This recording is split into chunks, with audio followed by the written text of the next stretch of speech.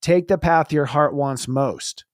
So Saturday night, so sort of the rollout of this Stargate timeline transition, okay, where we just Stargate to a whole other timeline, is that first your ego says, okay, I'm going with what my heart belongs with. That's what the 4 is. I'm going with what my heart belongs with.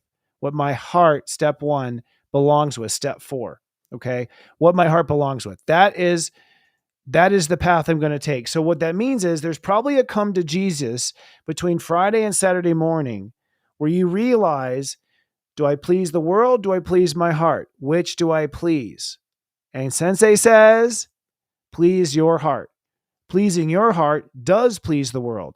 Pleasing the world may or may not please your heart.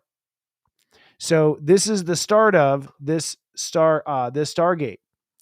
Then later, this is at 4:01 a.m. By 7:40 a.m., before the doors open for Unite the Light, Venus conjoins Uranus. So our heart opens up to this new vision of what reality can be, this new vision of what we can manifest life to become next. So this is awesome. That we are waking up on fire in our heart for the cause and the vision. Again, this is all the Stargate opening up. Then later in the day at 2:45 p.m. after lunch at Unite the Light, while we're doing one of our ceremonies for a reason, the sun will conjoin Jupiter at 28 degrees Taurus. And this is the Halamia moment where you commit to a certain feeling. What's most important about that Stargate? That you hold your heart's feeling in your heart. You hold the feeling in your heart. That's the Stargate. This is the Stargate. Right here, your heart. Your heart is the remote control to other star systems. So it's all about managing the heart and the love in your heart. Okay. So that Stargate 28 is where you commit at that moment to the, I want to feel this way for the rest of my life. I want to feel this way forever and ever. And so it is, says God, in this quantum sun conjunct Jupiter. It becomes a timeline. Jupiter is the timeline. The sun is the heart. The heart starts the timeline. Cha-chunk. That is the new vortex. The Stargate is, I believe, Unite the Light in some regards. We will guide you through that Stargate. We will hold hands together. We will stay united so we will not get lost, or like jumping out of a plane and holding hands as you parachute. Then the next day, we have the sun sextiles Neptune. Neptune at 29 degrees will now sextile the sun at 29 degrees Taurus. This is when we enter the Stargate, okay, and we move through. We move through the Stargate. Oops, I'm trying to keep a square there. All right, there it goes. Neptune, sun, right here. The sun's actually in Taurus, but this is interesting the way it's showing it. This is showing the way 29 actually works. 29 actually does stretch the states of awareness like this. So it's interesting that we see it this way. It stretches it like this, and 29 stretches as well. So we're stretching space-time here and manifesting this new intention that we intend to have. You know, this dream, this Golden Egg Project, Diamond Egg Project, Unite the Light, world peace, solving world hunger. Yes, it's things as big as that are being born, if I'm not being clear enough. Then on Monday, May 20th, whew, what a hangover. The Venus trines Lilith. And so we sort of feel the kind of shakes. We kind of shake off. It's sort of like goosebumps from what we've just been through. And we basically see Lilith one more time. Bye, Lilith. Then on the 22nd, the sun trines Pluto. And this is when you start to go down the wormhole. Okay. This is where you start to go down the wormhole, because once we've gone beyond this grand I manifest, then you realize I'm not the same person I used to be. Then you realize I can't think of myself in the same terms. And that's what happens in this moment here on Wednesday, May 22nd. You go down a rabbit hole where you realize your life will never be the same, because you can never look at yourself the way you used to. And look at how this is conjoined to 29 degrees Jupiter. So as you are basically riding the rocket here, this is the rocket. You're riding the rocket, and you're realizing now that you are breaking this atmosphere of this reality you used to live in, there's no turning back. Pushing the envelope now. You'll never be the same person you were. All right. And that brings us to the full moon, which is the final climax And I'll be back that next Friday, the 24th, okay? Don't worry. It's like me talking to my son when he was 5. Daddy will be back. I'm not calling you my kids. I'm just, my father's coming outside of me, my inner father. But the full moon in Sagittarius is, again, literally at 2 degrees Sag when we are feeling what we believe here. This is where we are no longer in Kansas anymore. And our heart now is subscribing to a new attitude about ourselves. Venus conjoins Jupiter at 29 degrees in the full moon in Sagittarius. Holy shift. That's super powerful. That's a huge stellium with this little pendulum here.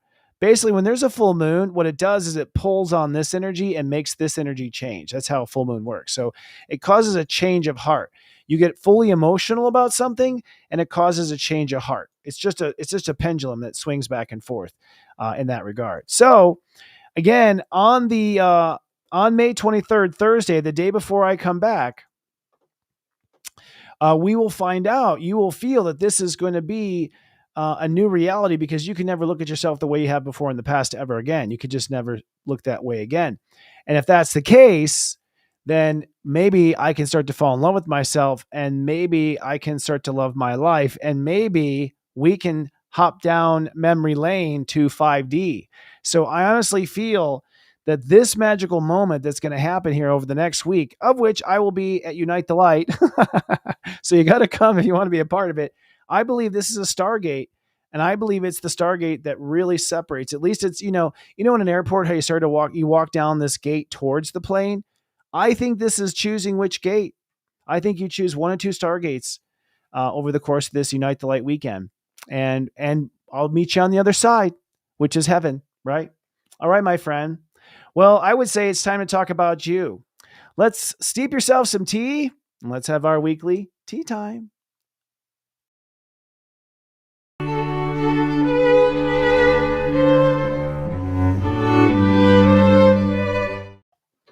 All right. I was trying to fix something here. Is it over here? Okay. We got a dark set over here. That's it there. Maybe that'll fix it. All right. I'm messing with the picture. Hi, everybody. Welcome to our tea time segment. This is where we give horoscopes for all 12 signs. We're also going to have Pam Teague on later here for an interview. That's going to be super fun. But first, let's talk about the 12 signs. I'm going a little behind here, but I don't mind. It's my birthday year. It's my birthday year. All right. Let me pull up the right file. We have everyone but the right one. Okay. I've been in a vortex. I mean, since eclipse season, I felt things changing. I don't know if y'all did, but I have. And, I have been sort of just floating like, Major Tom. And it's been that way. It's been energetically floating for a little while now. I'm loving it in a way. I'm just sort of like enjoying the ride at this point and just like, oh, I feel like I'm on a Disney attraction where it's just like, oh, wait, around the corner, Unite the Light, and then like another around the corner. It's like, oh, it just feels like now I'm on this recreational. Tell me if y'all are feeling that way. Tell me in the comments if you're all feeling like you're just on this crazy cosmic Disney ride. So for this month, this week, actually for the next 2 weeks, so I'm going to be talking to you about it, we'll not have any coverage of the full moon for each of the 12 signs. This would be a great time to try Serious Joy, by the way, for $3.99. You can have no interruption of service, and you can have me helping you with your horoscopes every day. We give a pep talk, and there's mega monthlies that give you the month in review. It's really a great time, especially if you're on the Stargate and you're going to come board on the Stargate plane that I'm going down. Today, we're going to talk about a couple of things for all 12 signs. One, the Sun conjuncting Jupiter on the beginning of the week, and the Sun conjuncting Uranus at the start of the week, and Sun conjuncting Jupiter at the end of the week. We're going to talk about that arc between Uranus and Jupiter and what it's doing for your sign. We're also going to talk about when it trines Black Moon Lilith on Wednesday, where your shadow may arise and what's going to come up between your choices to grant I am manifest and the shadow that you may face. Then we're going to talk about Mars conjoining the North Node and how it's time to act on your heart's personal preference, what your opinion is. So I'm going to say where in life God is saying to put your foot down and enforce your opinion in the moment. And what this is going to do is it's either going to change the reality you're in or release you from being caught in that particular scene. And then I'm going to talk about, once again, the sun sextiles Neptune at the end of this whole period that I'm covering. And so there will be a connection between the sun in Taurus and Neptune in Pisces. I'll talk about that spiritual / reality connection that you are coming to terms with when the sun conjuncts Neptune, which will be on Sunday, May 19th, which I will not be on the air for that. All right. And we're in the tropics. Leo King in the house. Hello, brother. My soul sister in the house too. Hi, Michelle Bell. So nice to see you. Hi. Nice to see you. Hi, James. All right, Erica. All right, let's start with the Aries. Ooh, we got the Aries. I like these tropical scenes. They're clearly not real, but they just feel so good. Aries, you are really taking abundance up a notch. I kind of have the feeling that you're not thinking high enough. I think Aries tend to think in numbers. So it's like, I will have 1 million. Well, maybe instead of 1 million, how about you have 10 that are 500,000? Like, that's the level that Aries aren't making. It's not that you have 1 million, trillion, billion. It's that you have 10 of 500,000. You want to go up a higher level. So you're being called to go to a higher level with your manifestation and what you are doing in life. This is cash. This is capital investments, real estate, you name it. This is where you are just taking off in the grand I manifest. It's materially, all right? Start your own business, whatever you want. But Uranus is take it higher. And then when the sun conjoins Jupiter, it's take it wider. So higher up to a higher level. So a higher level of doing money, and then go wide is what it is saying basically energetically. You will have to face your fears around lifestyle. So if you have fears around lifestyle about being too expensive, or you getting carried away with lifestyle, or you not being able to keep yourself into check, or your lifestyle itself is currently not conducive to that kind of economic growth, that would be a huge warning and a red flag from the universe. So be conscientious of how your lifestyle can remain intact, or how your lifestyle needs to be supportive of this abundant intention. Mars conjoining the North Node at 14 degrees says that you now must have a very strong opinion about how you reply or you respond. Okay, so how you reply or respond needs to be what your heart wants it to be. All right, so not necessarily the proper thing. The key here is if it's your heart. If your heart is saying it, you won't go too far. You won't come across as a jerk. You won't push too, you won't be too pushy. If your heart's doing it, your heart will temper that. But you need to act basically and follow your own opinion and behavior, or in character decisions. And when you hit that grand I manifest of whatever it is you're creating from a material perspective, it's going to sextile into Neptune at 29 Pisces, which means you're going to have some sort of a head blowing moment with your relationship to God. So your relationship to God, you're just going to realize, oh my God, like you might realize you're the chosen one. Here's a secret. Everyone's a chosen one, but you are only when you realize you are. So I think Aries are going to realize they're chosen for something, or they have a special path, or they signed up for something special, and they are going to, I think that's going to bring a little pep in your step. Now, I do think that this can go horribly wrong too, just for the record, to teach astrology. If you have someone who is mentally ill, who has been pushing the envelope, this is where they say, yes, they're talking to God. This is where God tells them to do something, and it's their demons talking. It's not God. So it can go either way. Honestly, it really can. All right. Drinking a little love, by the way. Taurus, you are manifesting the grand I am. Oh my goodness. I feel this, man. When I was looking for clothes for the event, I was just like reinventing my image and who I am and my character and coming into my potential. And so you're going to take your character up a notch on Monday, which is interesting because I'll be at the Human Garage event. So my character will go up a notch on Monday when I'm at the Human Garage, hanging out there as a Serious Joy spokesperson. And then come next Saturday, the sun conjuncts at 28. That's when your character comes together. Now, of course, you can't write this shift. I'll be on stage. So yes, I did plan all this, but it's actually the narrative for every Taurus. It's time to take that stage on Saturday when the sun conjuncts Jupiter and really commit to the feeling of being you. And that's what you're committing to, the feeling of being you. the feeling of it. This feels good. This part of me feels good. That's what you're committing to, the feeling inside of yourself. And that will create something on the outside of yourself that you won't see until you see the camera footage. Now, you do have to face your shadow around dreams and wishes on Wednesday. I wonder what that means. You've got to face shadow around dreams and wishes. This could mean you have to see the one that got away, or you will realize that your heart's not going to get what your heart wants, like a bittersweet. You won't get good, but you will get gooder. So this most likely is you getting over the time you lost something. You've got to swallow your bitter party of two about not having that first love in your life or whatever. You got to let that go. There's no room for emotional baggage of heartbreak on this new ride or in this new character. A person meeting you in the future would have no idea that happened to you.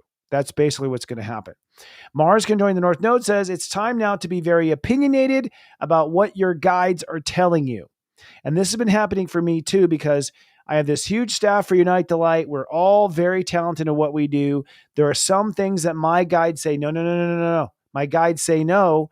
And I look like maybe a foolish emperor. I don't know what I look like to my staff. I don't know what they see. They go, he's selfish. He wants it all his way. I don't know.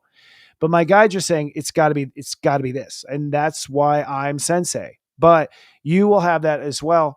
And then the sun sextiling Neptune at 29 is this moment where you're making miracles in the sense that you're planting yourself in consciousness for the next role you will play in society. And that role may be a cutting edge soul role that pushes the envelope of soul, is what I was trying to say. So interesting there. I had to fire up my blue water here. Geminis, you now have a double whammy when it comes to getting closer to God. You have two eye openers this week. I have a feeling you're going to have a real smack upside the back of the head when it comes to just something that where you realize God was trying to show you. There's all the signs, and it's just like, you're like, what? Is it possible that God was telling me? Yes, it's possible.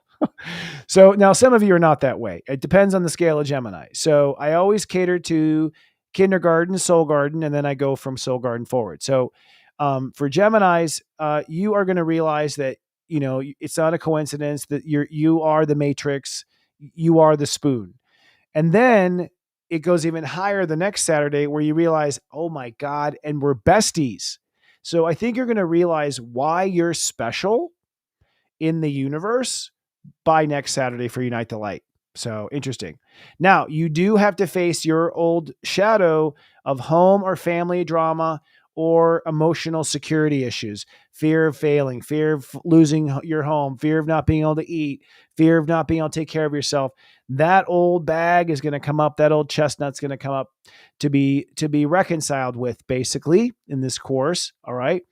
When Mars conjoins the North Node, you have to be very opinionated about your social connection. So you're going to have a moment where you know better, or you're the one that knows the best in the group, or you're the one that needs to speak up, or you're the one that needs to say something that might change the conversation. And if you look, you'll realize no one else is doing it. If no one else is doing it, it's because you're meant to. So when a person knows that something should be done and no one else is doing it, it's because you are the chosen one in that moment. That's why you're the only one that realizes it. Okay. So I think it might be one of those light bulb moments. And then the sun sextiling Neptune is that your career and legacy and your faith are tied. That's very interesting. So your career and legacy and your faith are being tied. So it's sort of saying that you're supposed to have a career you have faith in. You maybe are supposed to work in faith or in the faith business, or you're going to pull off some sort of a miracle in this lifetime, which I would love to see Geminis do. Y'all are ready. Geminis are cool. Geminis are way cool. I need to take a drink of blue water. I noticed that on this new camera, I'm shinier. All right. Cancers, you are now growing in your social ambition this week. So basically, at the beginning of the week, you're going to realize that you haven't been aiming high enough, or you haven't really figured out the way to approach your relationship to society. So you're realizing you need to look at society a certain way, right? The way you see yourself in the world, the way you think about life. Somewhere you've just had it wrong. So there's this like sort of like course correction in the way you were looking at life, which is huge. It's going to free you big time. It's like, oh my God, I thought I was the one to do this. No, you're not. You can actually do anything you want. Oh my God. Like, so it's one of those moments, I think. And then it moved. But then later in the week, you then realize, well, if I can be anything, well, then I kind of want this. So you're going to sort of, I think, energetically decide this is the feeling, this is the vibe I'm going for in society. This is the area I want to claim as mine in social context, social society. So you really, I think, nail out your path for social ambition. You got to, say it again, pass the troll under the bridge when it comes to your attitude. Your attitude is the troll.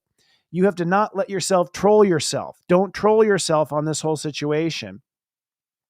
Don't be hard on yourself. Don't be mean to yourself.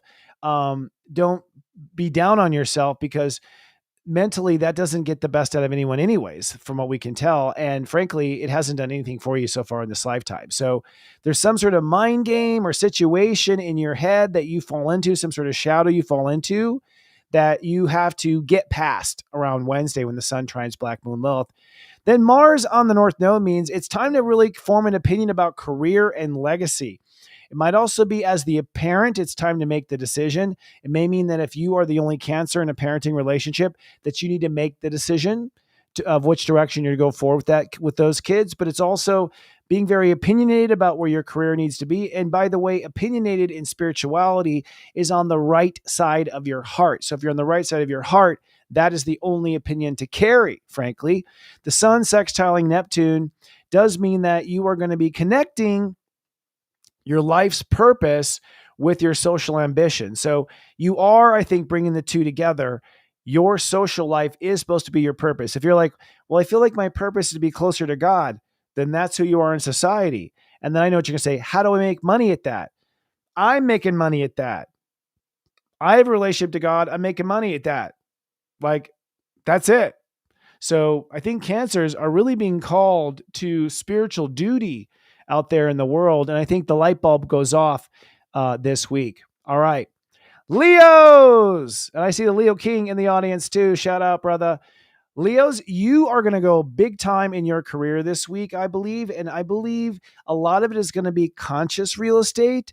Remember, first there are blueprints and then we build the castle. So I have a feeling that Leos are going to take it up a whole notch on Monday, where they realize they were just thinking about it from completely the wrong point of view. When the sun conjoins Uranus at 23 degrees, you're going to have this new perspective on the future that I think just gives you total freedom and makes you get excited again.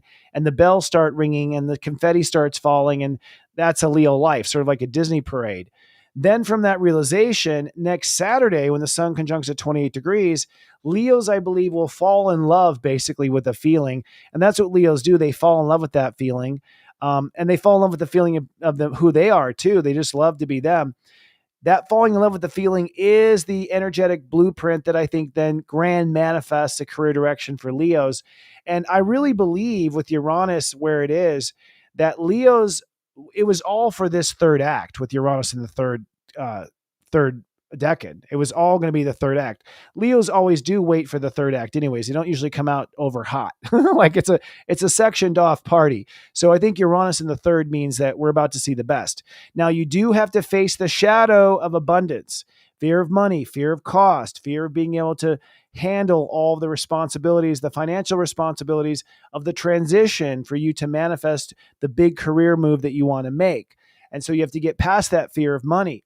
Mars on the North Node in Aries says, and you need to take the path that you know is right and take the opinion of your heart and what your heart believes is the right path. And that will lead you to where you need to go, which you do know. But because of a lot of changes lately, you've been starting to second guess about whether or not you do know. And the North Node says, yes, what your heart tells you is true.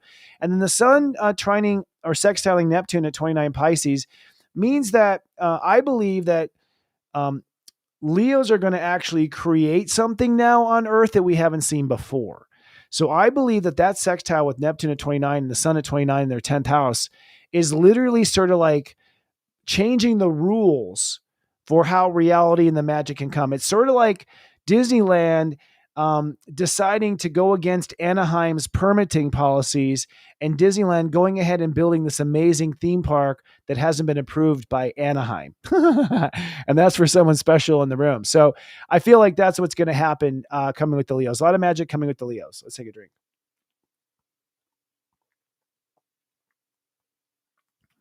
All right. Virgos. Virgos are going to really grow when it comes to their purpose. They're going to really get passionate about the direction they're heading and where they want to go next. I think that you, strangely enough, in wanting everything, you have missed something. So because Virgos wanted everything, they missed something, which is ironic. That's why I'm laughing at it. And so I think you're going to realize that you were looking at it incorrectly as far as your life's point of view or the perspective you want to take or, you know, the philosophy to adopt or the school of thought to live by. I think there's going to be a construction, a new look at that. And then once you have this new philosophy, I think you're gangbusters for some sort of rabbit hole, something, you know, by the end of the week when the sun conjuncts Jupiter, you're going to be like, yeah, bring it to me. And so it is. So it's sort of like on Monday, Virgo finds out about Amway, and by Saturday, you're like one of their biggest sellers. It's sort of like an Amway type of thing too. I mean, you're going to be adopting some sort of school of thought. And yeah, some Virgos will go down some rabbit hole and not come up for 25 years. Absolutely. So, you know, check your intuition to make sure it's correct for you. Where you have to check your shadow is your own ego. So you're going to come face to face with an ego shadow, a behavior shadow. You know, catch yourself in the mirror looking really ugly for a second by the behavior that you're exhibiting. So you're going to see some shadowy part of your character that you have to face and keep going with. The Mars conjoining the North Node says you're going to finally figure out the precise place to draw the line, where to draw the line with someone, where to draw the line with something, where to draw the line with the situation. So you're going to know exactly where to draw the line. And then the sextile to Neptune means that you're going to ultimately probably push the envelope with what a relationship can be, actually. So that relationships have greater purpose than you had once imagined. And that partnership has greater potential than you once believed. So I think there's going to be a big leap in what relationships can be with that sextile to purpose. That your purpose is to maybe push the envelope of relationships. All right. Libras, you are going to be transforming yourself incredibly. You guys take a good look at your Libra. They're going to come back. You're going to say, have you had work done? Because they have. Okay. They're going to transform their life in an incredible way in this next few days, really. I don't think we're going to see it. I think it'll be behind scenes, but for Leos who are like, you know, still where the swelling hasn't gone down, basically, you're going to realize that you haven't gone far enough in how much you have to change your life. So you're going to realize you got to go much farther than you thought. Okay. But the good news is you can do it. You see the way, you can pay for it. Jupiter's providing all the resources for how to do it. So it's sort of like, yeah, right when you need to move a house, you're right next to a house mover. So you will find yourself right next to a house mover when you need to move a house. Don't worry about that. But you have to be willing to be flexible with those boundaries for that to happen. Now, you will pass a shadow demon when it comes to your relationship to God. So that might be your relationship to faith, a demon around faith. Maybe the demon is that you fall into panic or you don't maintain your faith or you question your faith. Maybe that's what the demon is. But there will be some sort of moment where you face your issues with God, your issues with faith. Now, Mars on the North Node says you're going to have a new opinion and a new take on relationships. So you do pop into a new perspective on what a relationship ought to be and who you are in relationships and that sort of thing. So take that new perspective and see where it goes. It's time to. Absolutely. This is the work you're doing, is crafting new age relationships for all of us. And we're going to follow your lead. And then the sextile between the sun and Neptune is really you realizing that your lifestyle needs to be fully in compatibility with your transformation, that you cannot change your life unless your work, the people in your daily life, the babysitters, everything in your daily life has to be in concert with this life transformation. You're not going to be able to change one part and not change the other. So, but it'll be fabulous when you're done. Scorpios are now this week moving up and up and up in relationships. And I have to say that when it comes to relationships, this has a lot to do with long-term partnership. So Scorpios are now, I see, getting in partnership with, other companies that they're working with, or they're finding agents for their book, or they are finding producers for their movie, or they are finding the author, the ghostwriter for their story, or the illustrator for what they've written. So what's happening is that Scorpios have always been a little standoffish about relationships. They don't want you in their business. They don't like getting too close, right?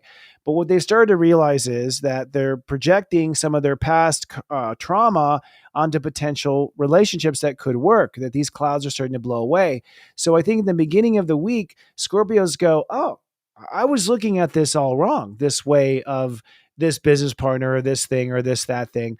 And so once those clouds kind of clear, the sun conjuncting Jupiter is probably that Scorpios will enter into some sort of marriage or business partnership, or they'll take a partnership to a higher level where now, we were going to make this together. Now we're going to make all this together. But it's a very profitable relationship builder for them. Now, they do have to face their shadow around legacy and retirement. So fear of not having enough for retirement, fear of being known as, this or being known as that, fear of partnership tarnishing your legacy. So facing those sorts of things as well. And ultimately your ambition. Will your ambition for who you are in the world somehow be affected? So I think Scorpios want to get married, but I think they're a little worried about what people are going to say or what the perception may end up being. And you've got to get over that.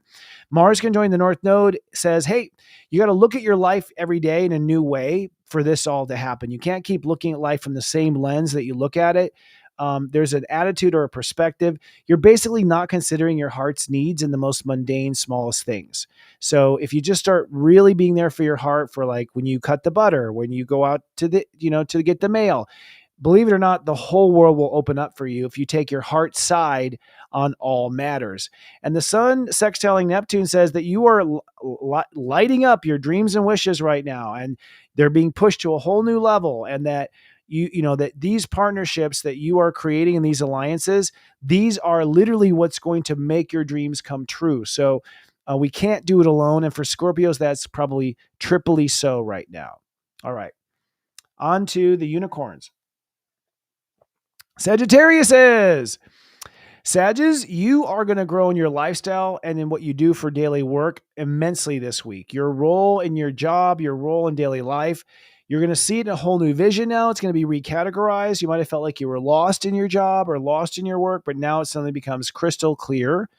And then by the end of the week on Saturday, you'll be planting seeds to a whole new way of living. So it's sort of like you're realizing that you can be an executive, and by the end of the week, you are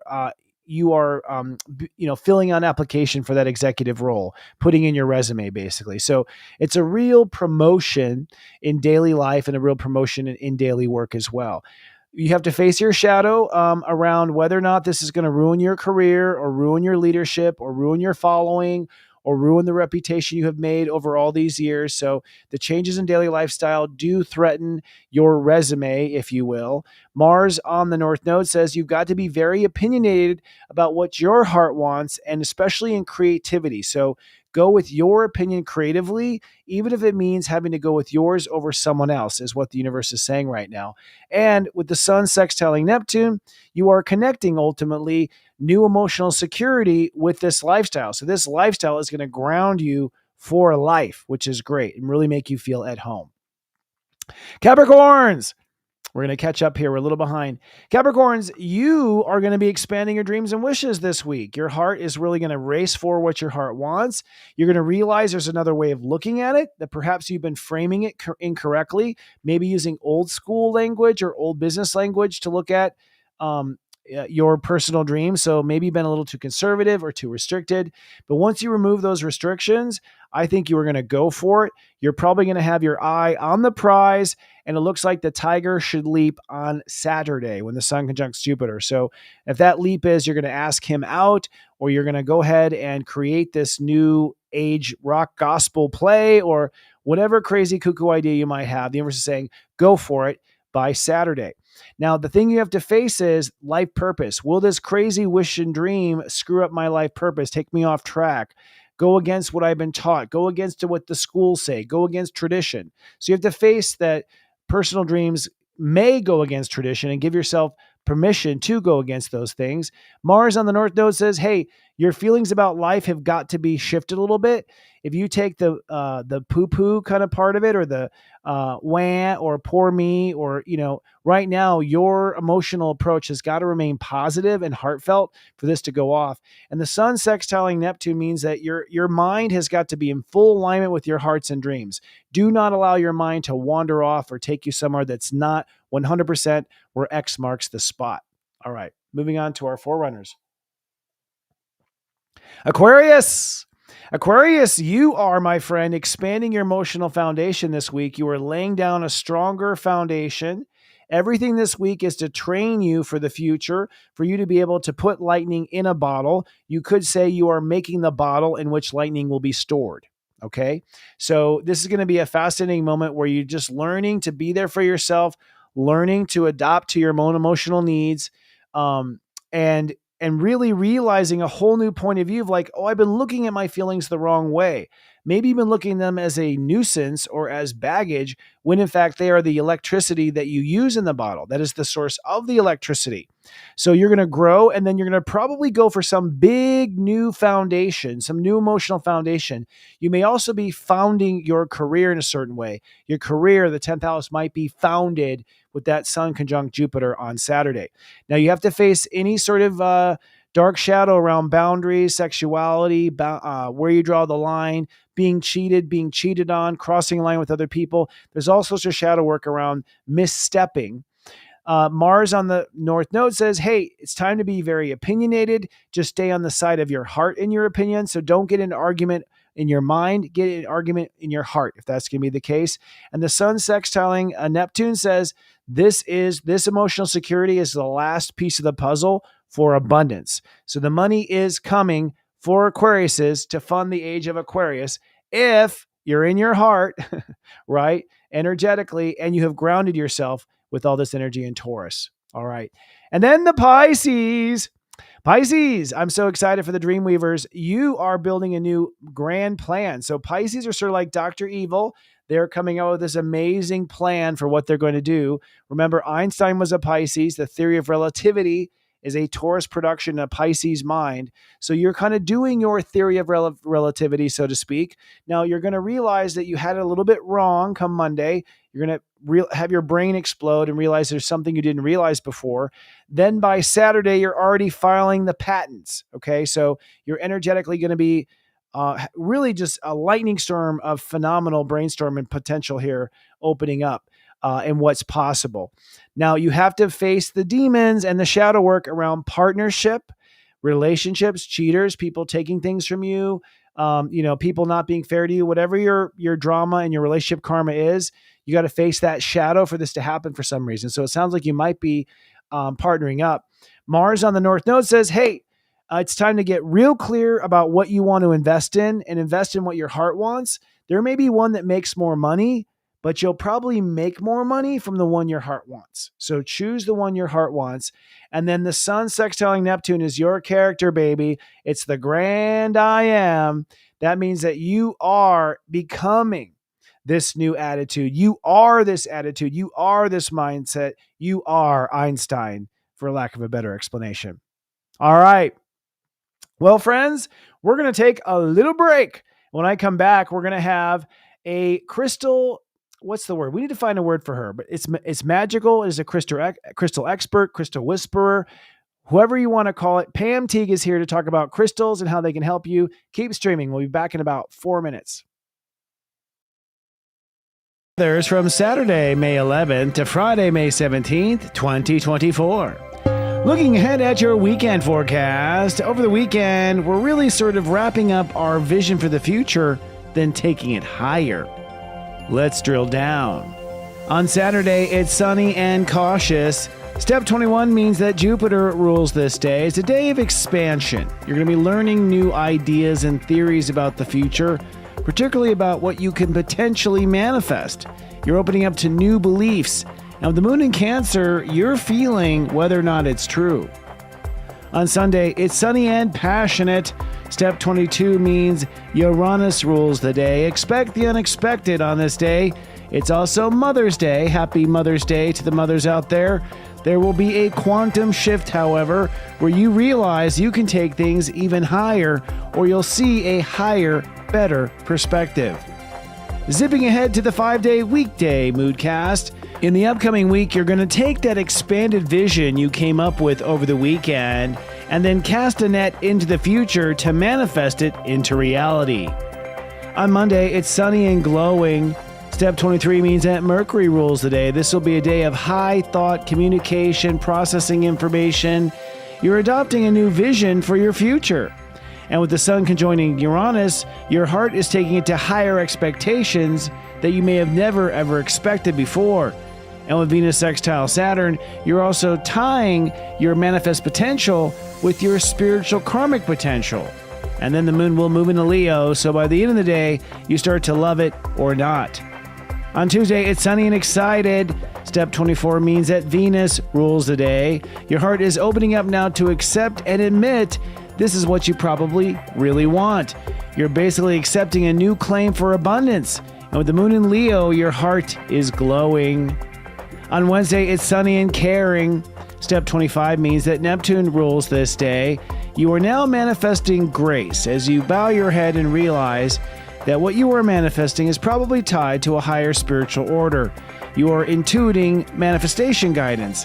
And Mercury enters into Taurus, so your mind's ready to get to business. And with Moon in Virgo, you're also paying attention to the details. On Thursday, it's sunny and hyper-aware. Step 26 means that Saturn rules the day, so this is the day where you will manifest devotion from a commitment and a decision to move forward. Plus, the moon conjoins Black Moon Lilith. This will probably be a commitment that brings up some fears of the past. The moon in Virgo, though, means that you know you can become this, and you go forward with it. And then on Friday, it's sunny and strategic. Step 27 means that Mars rules the day. You're now ready to put that action plan and make it manifest. You are manifesting the crusade, kickstarting your dream. With Venus squaring Pluto, you have to reconcile your thoughts about what you're worth with your feelings regarding what you're worth. But with the moon in Virgo, you'll feel it all coming together. And tomorrow on Saturday, it will be the big payoff as the sun conjoins Jupiter and Venus conjoins Uranus for the grand I manifest. It's serious joy, joy, joy.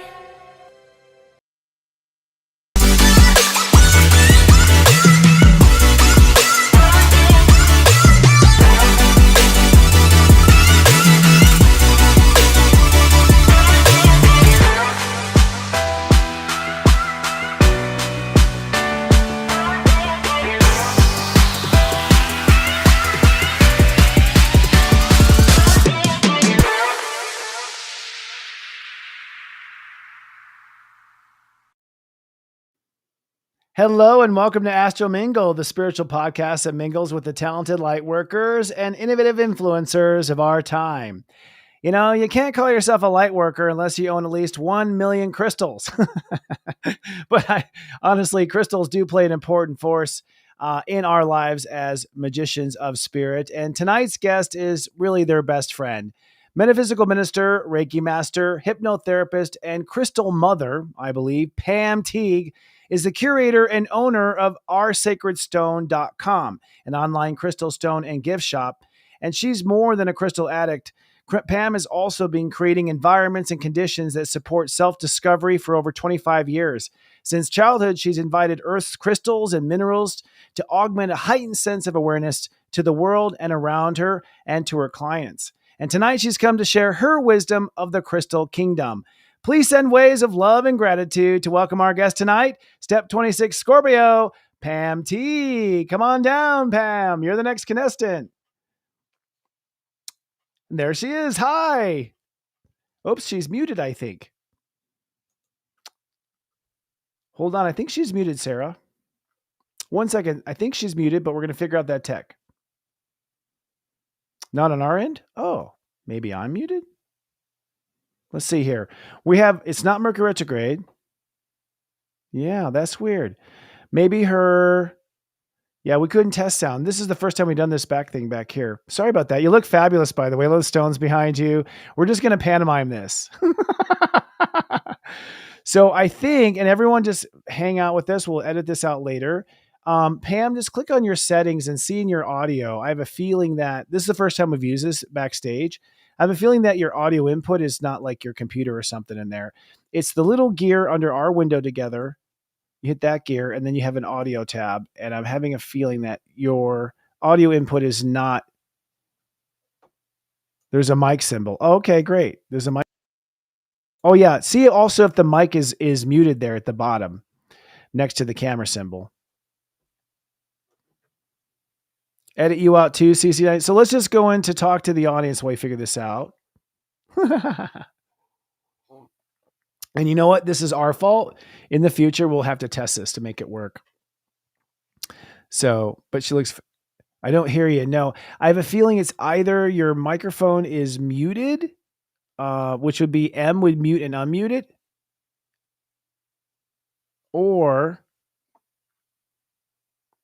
no, I can't hear you now. So it wasn't that. So that means it's probably either your microphone is muted in the software. Okay, the mic to reset, did you? Okay. Or it's in your gearbox settings. So hit the little gearbox under the window and there's an audio and video tab. And I found that I could turn my audio off to a different microphone or turn it off up there.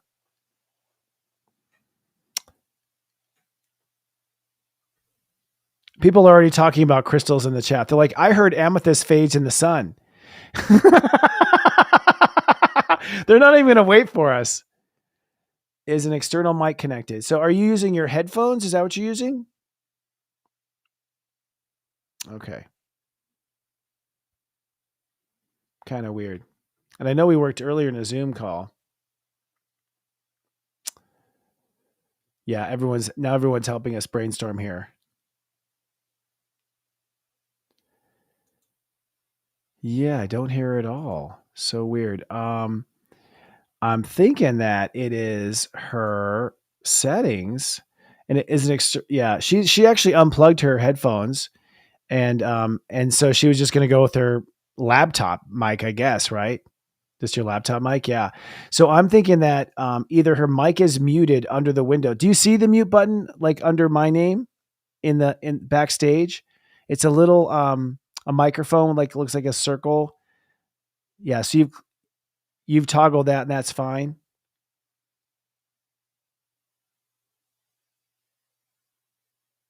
Oh, okay. We'll just okay. Yes, it's unmuted. Okay, she typed that. All right, so the next thing is across the way from that microphone button is a gearbox. A gear button looks like a little gear. Click that gear and then click audio. And you'll see at the top audio input and see is the right input selected in audio and audio input. Aha, that looked like a fleet of excitement there.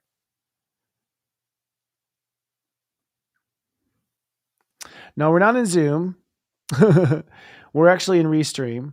She looked excited there for a second.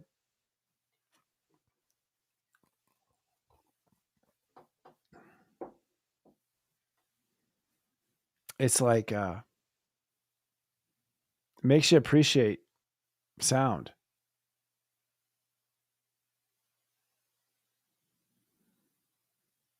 Picked body. Okay. What else is there? Can you pick like webcam? She mistyped. Now we're doing charades. 2 syllables. Sounds like. Oh, both default.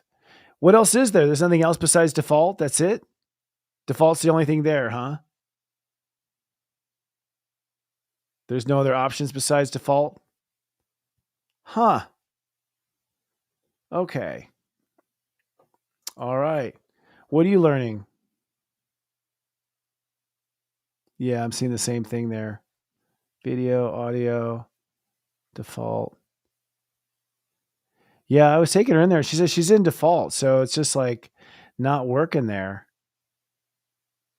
Huh. Okay. Well, sorry everyone. Yeah, we might have to try something else here. In the future, we will do this. Shows audio icon there. Yeah. Yeah, she says she's chosen default.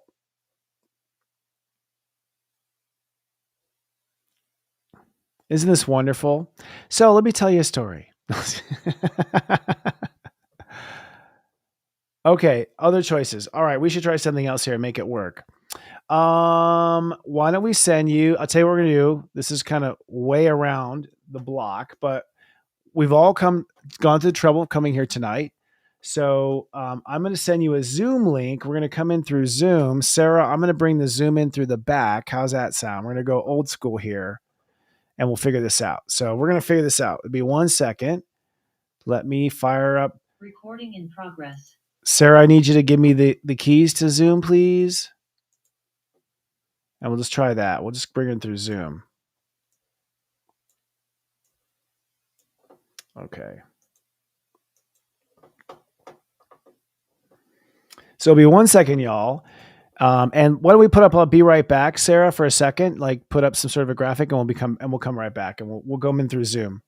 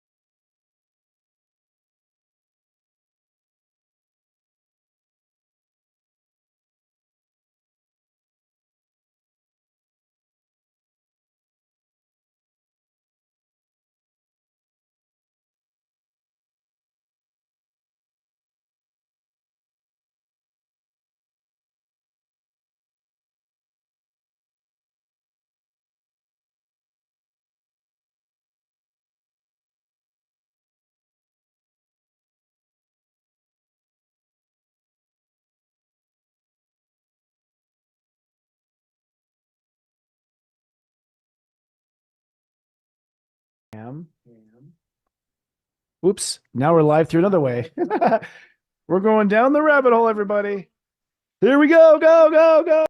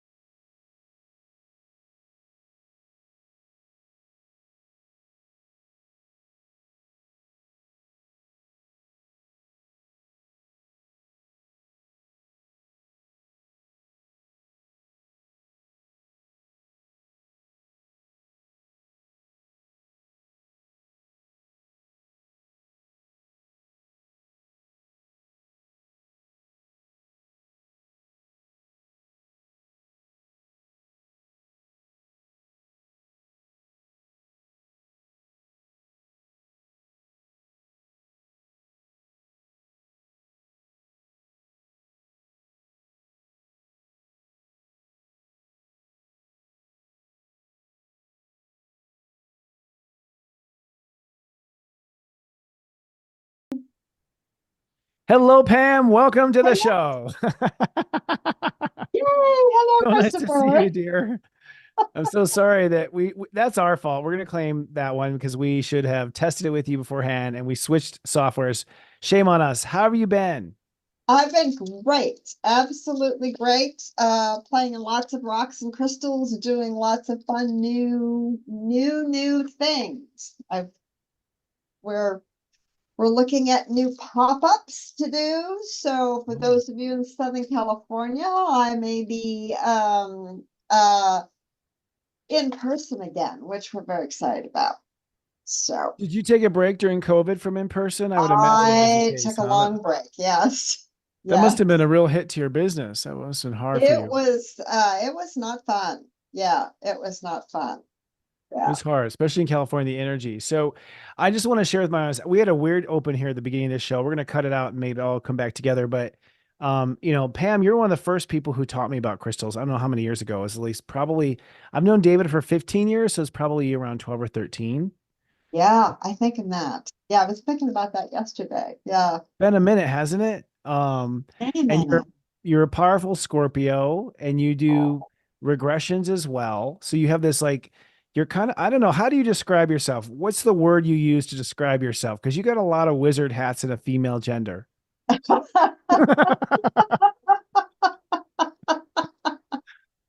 That's a good question. Yeah, I love delving into the subconscious. That's Yeah. Scorpio's thing. And Yeah. I like to learn that way and I like to communicate that way. So, yeah, the crystals, absolutely, they work through our subconscious mind, which is kind of a fun thing because, yes, we can program them, and yes, we can ask for their help, and yes, they can transmit these cool things that like inspire us. But sometimes, you can just lay it on your counter and let it do its thing, which is really kind of cool. How do you so after these years, how long have you let's go very to the beginning. How did you get into crystals? Let's start from the very beginning. Well, that's a childhood thing. My parents were crystal nuts. We would go out on Sunday afternoons and dig around in the field. I'm not kidding. It was really hysterical. Yeah. My dad would drag us up to Canada to dig around in an amethyst mine. I used to laugh because he could find an arrowhead at 50 paces on top of a tractor buried in the dirt. I mean, it was, Wow. yeah.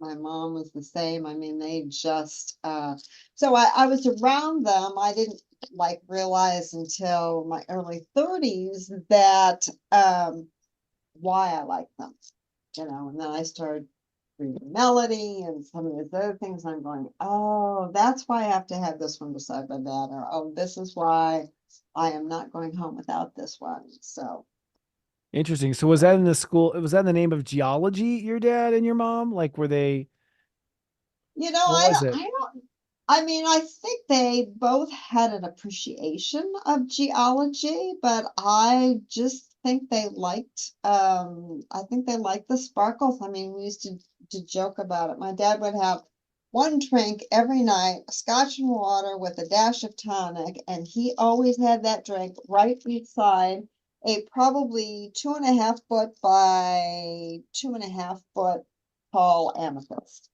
Huh. forever. I mean, which of course clears your mind and it does that clarity and thought, and he would do that after work. And even though he was relaxing with alcohol, he was figuring out what his business was doing the next day and how he was going to work through it. So I got to see that on some level, and it was really interesting. Yeah. That's a unique childhood. That's like Atlantis parents. That's, that's kind of funky, man. Like we're going out for the family going out for looking for crystals. I'm gonna get drunk next to the amethyst. So amethyst is what you take to the bar, is what you're saying? Like, Yeah, exactly, exactly. Well, okay. actually, you don't have to, uh, Aristotle and Caesars, I mean, all of the Greeks, they did that. The great speakers, I mean, they would always sleep with an amethyst after they'd gone out and drank their wine. That was Wow. that was the thing. Yes. Yeah. After, huh? So you just like Yeah. wore it or held it or held on to it or just sort of like the rock you held on to when you're over the toilet is the amethyst rock? Is that what it is? Well, I got my amethyst, I got my toilet. the idea is that you never get drunk. I mean, the idea Okay. is that, Okay. yeah, I mean, that's the thought. So you put it, if you're going out to the bar, you bring it with you, you put it in your pocket. Yeah. Um, So you mentioned that, oh, that's why I have that one by my bed. Oh, that's why I took that one with me to school. Is that how the relationship to the crystal started with you? It just you felt like, oh, this is my favorite one. I'll take this one with me. And then you later learned, oh, no wonder it's my favorite one. Is that how it sort of awakened for you? that's pretty much how it awakened for me. That's pretty much I had a Reiki master in my early 30s that we kind of joked about it. I would walk in for a Reiki class, and she had several pieces, large pieces that would sit around her house, and I'd come in, scoop up a rock and sit down, and so we started experimenting with that, putting them underneath the bed, on top of the bed, and moving them around, and I started reading about them, and that's how I started really consciously utilizing them. Yeah. Interesting.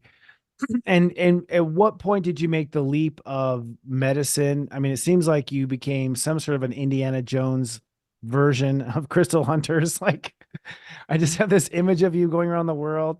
Well, no, I mean, and Pam tells these stories where she's like, and I held that crystal in that store and I felt it. Like she makes love to every crystal she puts in her bag, don't you? You like talk to it. That's true. That's true. It to this day. I mean, we started this in '05. We started this in '05, and to this day, when I go to buy crystals for sale, I mean, my husband teases me. I touch every rock that's in the warehouse, every rock that's in the garage. I've got I've had a relationship with it. And um, and that's because I want the people who come into my booth, who even go online. I mean, when you're attracted to a piece, but I want it to be clean. I want it to be ready for service. I talked the other day with Noelle about ethical practices, ethical harvesting of crystals, and I'm a nut about it. I really am. So yeah, everything gets touched and checked out. I think that's what's so commendable about you. Tell us about the ethical things going on in the crystal industry right now, just so that we're aware. Okay, so you may not be aware that many well, first of all, crystals that we use for the most part are either like fodder. They're like, how do I explain this? They are a side product quite often of bigger things like copper, like Oh. oil and gas, like Mm. in Brazil, it's emeralds. I mean, they're not really interested in all the other fabulous stuff that's in Brazil. They just want the emeralds, right? So there's that, and so a lot of the crystals, they come as a sidebar, and that's kind of a fun thing how they come in. But other crystals, and I was telling Noel about this, yesterday is that something like tanzanite, which is a beautiful gemstone that has this amazing purple color to it. There is not one tanzanite, not one that has not come out of the ground through the hand of child slave labor. Whoa. I knew it was leading up to something dramatic like that, being that you're a big Scorpio. There's here's the shadow. Yeah, There's the wow. shadow. And so is that child labor energy like imprinted in the crystals too? That's the thing I'm wondering. Like, not only is it wrong for children to be digging through crystals, but we're talking about emotionally something people handling crystals too. Aren't they taking on that charge? Right, right. And you know, Christopher, I mean, you understand shadow and how it works, and we have both sides of our lives, and there are maybe people that need tanzanite to work through that shadow, and maybe people who need tanzanite to perpetuate that shadow. Um, but you won't find it in my shop. Ah, yay. Well, okay. And I'll just say and plug you right now, oursacredstone.com. I mean, that's one of the things I love about your work is that I know the crystals coming through Pam are clear. That's it. And also she loves them too. It's like parting with children. And whenever you see her, she has little gifts for you of stones. And She always gives me gifts of stones. speaking of, I kind of missed this part when you sent it to me, but I have, speaking of clean, I have kyanite today. And have I ever given you kyanite? I don't think so. Anyway, kyanite is fabulous. It comes from Brazil.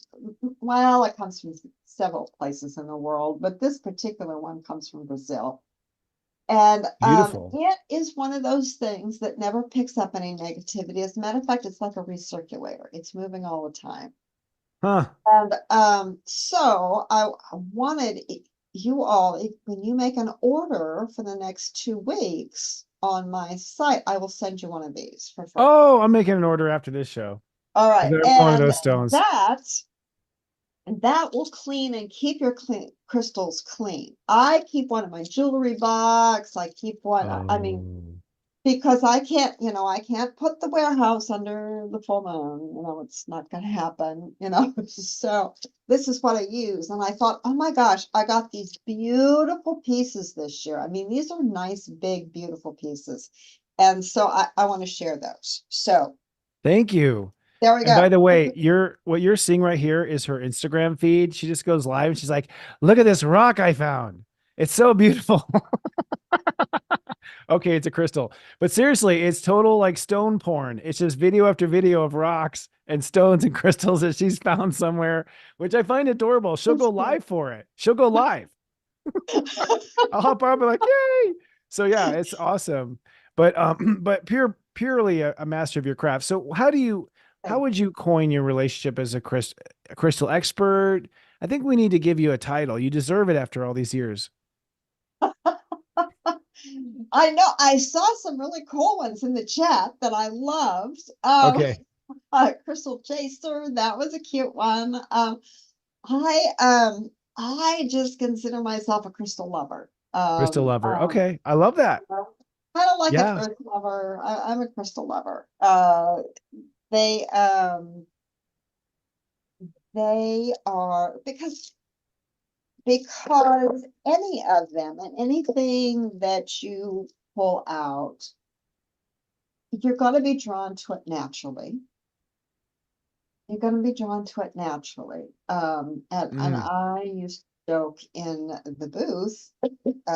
My husband and I used to laugh about this all the time, that you don't pick the stone picks you. Yeah, So, totally.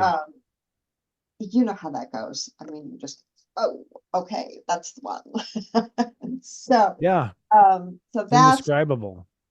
that's um that's been that's been a total lifelong fascination to me. I don't care if it's the one out of the field at the farm, or if it's the one in the high-end jewelry store Mm. or something in between. I would encourage everyone to learn just a little bit about that stone. If there's something that they're attracted to sit with it and allow it to like evoke in you, what maybe what it is that you want. I mean, Mm. there's or maybe, if you feel like, gosh, I'm missing something today, let that crystal like show you what that feels like to have that, to feel that, to experience that. And I really think that all crystals help us build that, helps us build being here. So that's my question to you. So how do crystals work? They're holding a frequency that we subscribe to, or they're cleaning my frequency. What do you think the relationship is going on metaphysically? Metaphysically, it's far simpler than we think. We always kind of think of them as mystical, magical things, but really you hit the nail on the head. I mean, they have a frequency. And they often, when we're attracted to a frequency, it's a frequency that may not be really strong within us. Like, um, like, how do I describe that? Like this big boy back here is a calcite. When you have that environment, calcites are very cool because they evoke that powerful energy of that particular chakra. In this case, this would be your sacral chakra. It's an orange calcite. Mm. But once it does that, then your body goes, oh, this is what it feels like to have a strong, solid chakra spinning and moving. That's really cool. And then all of a sudden, your other body chakras go, oh, oh, I get that that's what that big spin looks like. Let's do that together. So it can open up. The cool thing about calcite is no matter what color you're attracted to, that's just the starting point. And then you can strengthen your other chakras. Ah. Oh, So, interesting. so You tune crystals, one, they all tune to the tuner. It's like singing an A or a first violinist playing the E note to tune the orchestra. It sort of ends up tuning you, is what you're saying. yes, but Interesting. in a way, like I said, I mean, this can be sitting on your desk, right? I mean, it Yeah. doesn't, I mean, obviously, when you invite anyone in to help you, it's stronger medicine. Yeah. But a great way to start out, if you have a trauma and you're not really, especially childhood traumas, we don't really want to look at those. We may not even know we have them. Hmm. And what I love about crystals is they kind of very gently open the door so that we can look at a little bit at a time, see a little bit at a time, experience a little bit at a time. Hmm. What relevance is size? Because I'm always feeling like, God, I can't afford the good ones. That's always, I'm gonna have to settle for this little tiny 2 milligram aspirin. I'm not gonna get the real headache cure, that $5,000 stone in the stone shop that I'm gonna take a forklift to get in my house.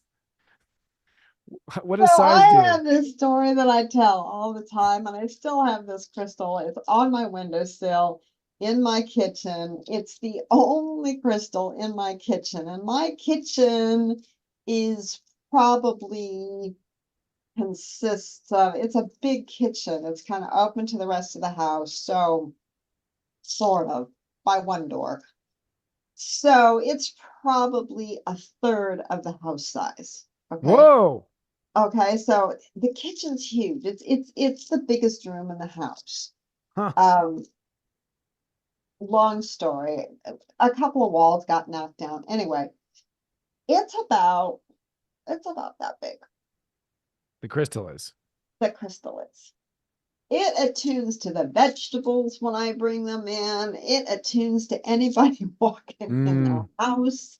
It's the funniest thing. Yes, I have crystals by the door, and probably some of the crystals by the door are a little bit larger, only because I love them and I have to put them somewhere.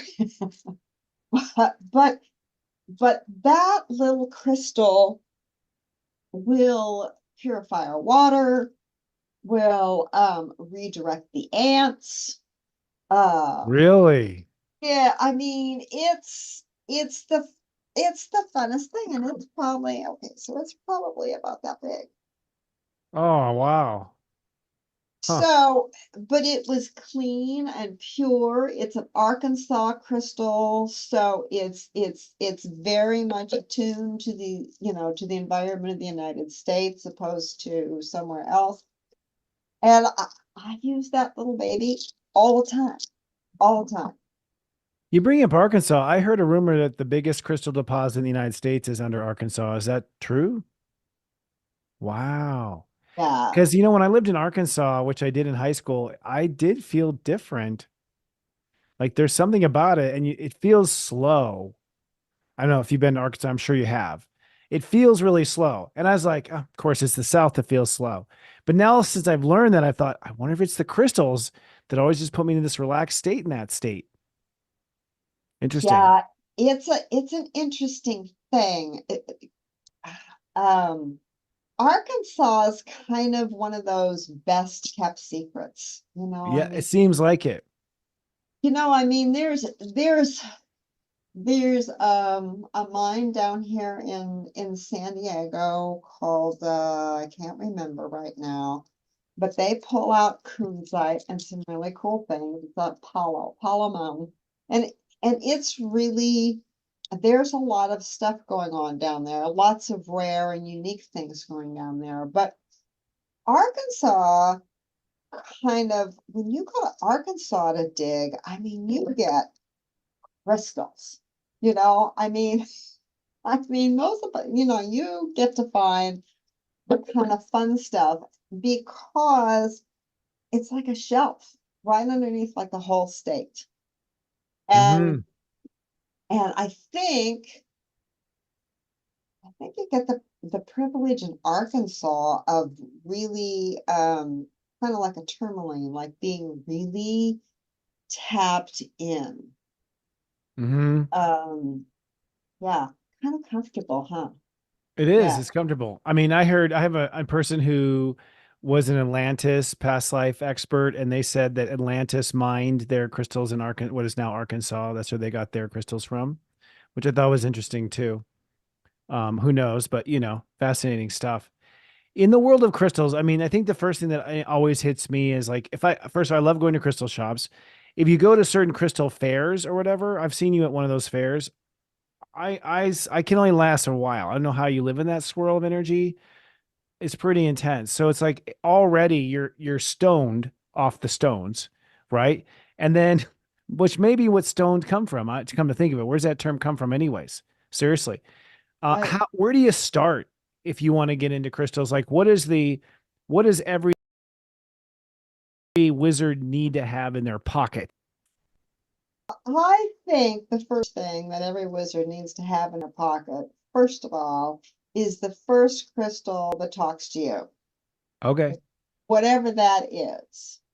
And, I mean, we talk about having basic quartz. I mean, if you're attracted to stones, you're going to find one of these, right? I mean, you're going to find one. But I think, if you go to a crystal store or if you go, I mean, I have students, especially online, especially on Instagram and places like that. They go, what should I do first? What should I start first? And I know that there are a lot of metaphysical teachers that go, okay, this is your list of crystals that you need, and this is how to take your crystal class, and you need these 10 things. And sometimes I look at the list and I go, okay, well, these are either rare or they don't they're not out there anymore because Earth Mother kind of comes in a cyclical motion, just like we do. And she'll produce something for a while and then we won't see it for a while. Huh. So, my advice is to start with the one that really grabs you, that you really want. And learn, just get quiet and learn what that feels like. And, Yeah. from there, there'll be another one, and I will bet you that whatever the second crystal is, it will have a relationship to the first one. And Hmm. once you start to get clear, and just like the calcite, once your chakras start to spin, then you start to understand the language. You start to get it's like saying, hello in 6 different languages. You start to get that an understanding of it. It's almost like it sounds like you can do a stone reading where it's like just from what they pick up, it's sort of maybe speaking to like someone like you in the corner watching, it's almost speaking to what their issues are, huh? Absolutely, absolutely. As a matter of fact, I don't do this so much anymore just because there's so many other things going on. But yes, I read with your crystals. You can, I have a bag, you pick out 2 or 3, we put them on a bagua, and we go, oh, this is what, you can't believe how quickly and how correct that is. Huh. Exactly. I do believe it. That's interesting. That's a fascinating approach. Now, do crystals all have to be clean when you purchase one? I mean, what's stone hygiene? What's the right stone hygiene? I would, because, even even when you're in a crystal store that you trust, even when you're in a crystal, booth, even when you go to one of those big gem fairs and it's open air, there is somebody who's come along and had a bad day. Hmm. And one of the best ways to get rid of a bad day is to give it to the crystal. And then if you and your crowd, your crowd is super sensitive. Yeah. Super sensitive. So you all understand it, even if you were attracted to it in the store, either take a piece of kyanite and run it through, or just take it home.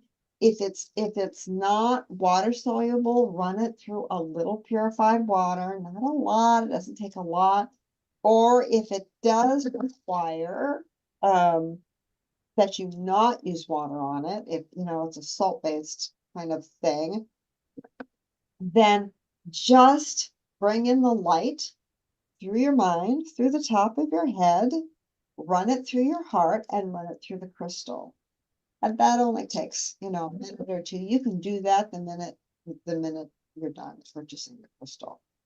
Hmm. So it's really simple and organic. And what about Uh, like moonlight, people who charge their crystals in the full moon? Is that true? Is that accurate? so, so the full moon, as you know and you understand, is like a cleanser, Yeah. right? Yeah. It's a push, right? So it it's nice, especially if you've been working with one particular crystal for a cycle, and you've had a lot of stress or a really bad retrograde or whatever's going on. It's really nice to put that out in the moon, in the Okay. full moon, and just go, psh, that's it. It's also nice in a new moon, Mm. take elixirs and take that intention and allow that moon to just kind of give it that extra boost and charge. And I do that quite often. But I'll pick a crystal. I won't take all my crystals out, because I'll pick a crystal for whatever I'm working on in that new moon cycle, Mm. just to help me charge, maybe use some water with it. maybe use some plants with it. Mm. I love to use my chamomile and lavender this time of year, and I'll just sit my little crystal in that and let it just absorb a little new moonlight. Yeah. And then I guess the third source, the sun. Does the sun charging do have a distinction from moon and new moon? Oh, for sure. I mean, it's more of a dynamic energy. You know, the moon is always a receptive energy to a Okay. certain degree and an internal energy. So the sun, of course, is far more dynamic. And if there's something that, you know, it doesn't matter where you are in your moon cycle, you can always use the sun, right? Right. Always use it. Now, you were talking about earlier about, does the sun fade amethyst? It doesn't fade it, but it might change the color of it. Okay. Change the color, not fade. Right, right. But it might get, interestingly enough, I don't know that I've ever seen one get really bright yellow, but heat with an amethyst does transform it because Mm. we're all transforming, right? I Right. mean, so if you give an amethyst enough heat, it will turn into what we define as a citrine. Huh. Okay. Yeah, so it will All right. change it. What's the story with Moldavite? I've heard lots of stories about Moldavite. There's a lot of lore around Moldavite. People, it's like kryptonite. It's like human kryptonite or something, like a good kryptonite. Just like Yes, Moldavite and kryptonite, they both have the same. I wonder if kryptonite is based on Moldavite because it's green. Like, I'm talking about the Marvel legend of kryptonite, right? Like, I wonder if they based it on Moldavite. It's one of my I questions. have wondered that for a long time. I Have really you? have wondered Okay. that. Yeah. Moldavite can only be found in one place. It's Okay. Moldavia River in the Czech Republic. Yeah. The thing with it, the big thing with it right now is that this, from what I am understanding, it's the mine is pretty much being mined out. Oh man. Yeah, and the reason, I mean, the reason it's limited is because it is a tektite. It is a meteorite that came down and hit the earth in a glass-like substance, the riverbed, right? The riverbed was all sand. So it Mm. turned into this amazing green glass. If you see real moldavite, Hmm. it's it's oblong. So that's another thing. I mean, so now because it's been mined out, we see a lot of fake moldavite. It's very easy to clone because it is a natural glass. So if you're looking at a moldavite and the bubbles in it are perfectly round, it's not moldavite. Oh, really? Wow, you heard it here, folks. So irregular shaped bubbles in Moldavite makes the Moldavite, just like flaw in the diamond, kind of. I guess what you're saying. Exactly. Exactly. Interesting. So Exactly. fake. So there's fake China Moldavite out there, Oh, there's lots of fake moldavite made in out China there. Moldavite. Yes. Oh man. What about? I've heard people say that it attunes to higher alien frequencies because it comes from a meteorite and it sort of awakens our alien DNA. Have you heard those ideas? Yes. I've not had any alien experience with moldavite, but I have certainly, the thing with moldavite is either you love it or you hate it. Mm-hmm. There's none of this gray area. I mean, you either have to have a piece or you don't ever want to see it again. Yeah, that's Uh, interesting. It's kind of Scorpio, huh? Yeah. it's kind of Scorpio, but it really is extraterrestrial. I mean, and it's a high energy stone, and it will amp you up. I mean, it's like an espresso, really. Um, Mm-hmm. so God, I had a client many years ago, he would come to me and goes, He goes, okay, I love this piece. And my wife can't stand to have it in the house. He says she he actually built Get that himself a moldavite out of here. bed where she couldn't sleep. She could not sleep when it was in the house. Well, I believe it. It must have been something from her home planet or something. I don't know. Exactly, right? So he actually built a spot in his garage to house his stones and his Oh moldavite. wow. Like a layer, like a James Bond layer of stones. Ooh, that's so funny. Um, and that explains why Czech people are a little weird. I'm just saying. they're they're a little different. They're sitting on top of a huge pile of moldavite. So, or they Right? were. Right. Yeah. They're just a little different. I'm just saying. Not, I love my brothers and sisters. Um, so, and is it true that stones come and go? Like, for instance, when a necklace breaks, you don't need the stone anymore, or you lose the stone, it's done working with you. Do you believe in that as well? That there's this cosmic Absolutely. knowing? Hmm. Yeah, like if a stone breaks, it took a hit for you. And it usually took a big hit for you. And I had a heartbreaking moldavite break on me one year. I Oh, was really? just devastated. Yes. Oh, ghosted Um, by an alien. yes, exactly right. Damn. Right. Um, but if your necklace breaks, I mean, like if your chain breaks, that's just that's just a chain. So, Okay. Okay. right. That's a good distinction, actually. So I had a little gal text me the other day. She goes, "Oh, my chain broke. Do I have to throw my pendant away?" And I'm like, "No, no, Literally no, a baby don't out do with the that." bathwater. Yeah. Yeah, right. Wow. Oh, yeah. They will take hits for you. Sometimes they will take hits for you when you're with somebody. If they split, if somebody drops a piece, sometimes that's a good time to share a piece with somebody. Um, Okay. Interesting. That's an interesting. Okay. If they're there and they're present, maybe they were splitting for you. exactly. There's been a lot of talk in our community about Lemurian crystals and Lemurian quartz. Is that something that, oh, I saw you light up there.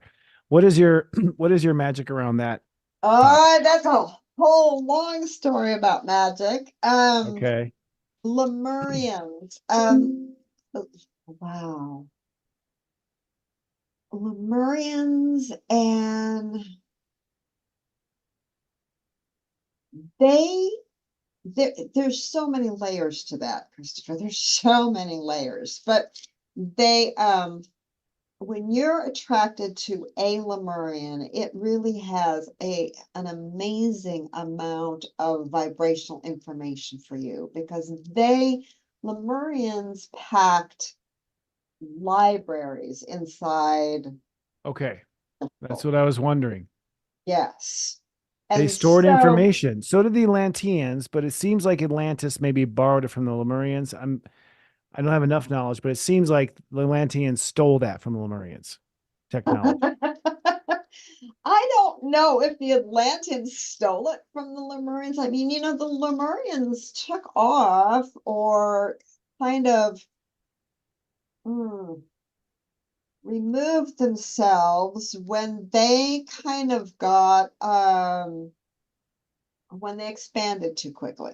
I guess that's my best description of it. Like the planet was not expanding at the rate that they were, or vice versa. So they knew that they could not perpetuate the society that they had built Mm, in the frequency they were in.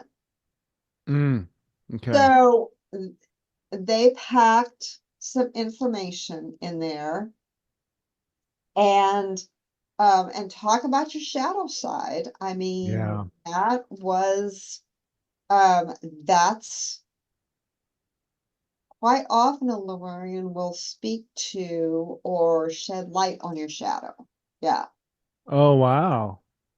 So those yeah. crystals will maybe bring those first of all, when we talk about Lemurian crystals, We're talking about the alleged ones that store information in the middle of Mount Shasta, right? Like that's the lore.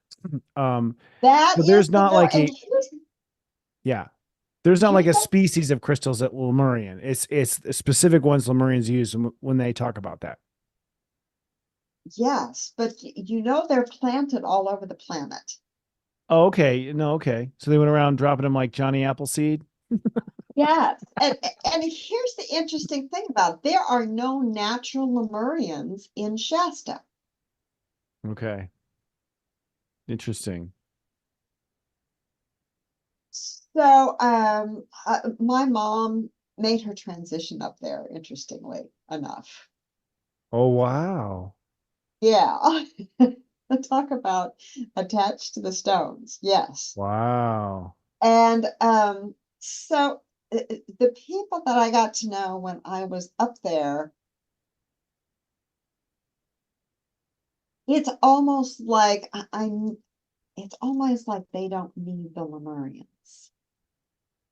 They don't. They don't need the Lemurians because Okay. that information is not for them. You know, it's like teaching Yeah. an Irish guy a jig. I mean, he knows how to dance that jig, right? I mean, Right. Yeah. so so there are not, there are people, there are crystal shops that bring them in and sell them, but you will not find a Lemurian in Shasta that's out of Shasta. Oh, huh. Interesting. The Lemurian crystal conspiracy we've uncovered here. Oh, I see. My goodness. So, what about crystal skulls? That might be out of your wheelhouse, but I just want to go there since we're on this weird topic. Okay, all right, since we're on the weird topic, crystal skulls can be attuned to the 13 original skulls. Okay. I sincerely have a feeling that they kind of attune themselves.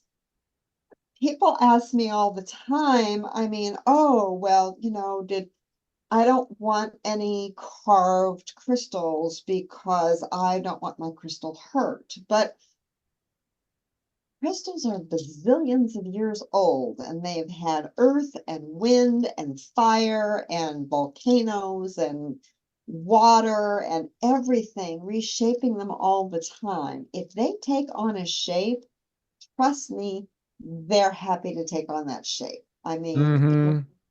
you want to carve a crystal and it doesn't want to take on that shape, trust me, it's not going to happen. It's gonna break or So, something. so it's it's an ancestral communication that skulls have. And again, it's a one or a zero. You either love them or hate them. Yeah. There's no middle ground. I have people that have been in my booth because I had crystals or I had skulls in the back of it. And then I go, look, if it's not for you, it's not going to get you. Right. It's It just looked not. at me. Yeah. But if one speaks to you, there's usually something in your ancestry that Oh. speaks to that. Oh, interesting. So they're getting a kind of a whiff of your scent, basically. Sort of your energetic spiritual scent, and they're sort of awakening to that because you sort of smell like someone they've known in a past life or in their lineage. Interesting. Yeah. Something like that. Yes. Mhm. And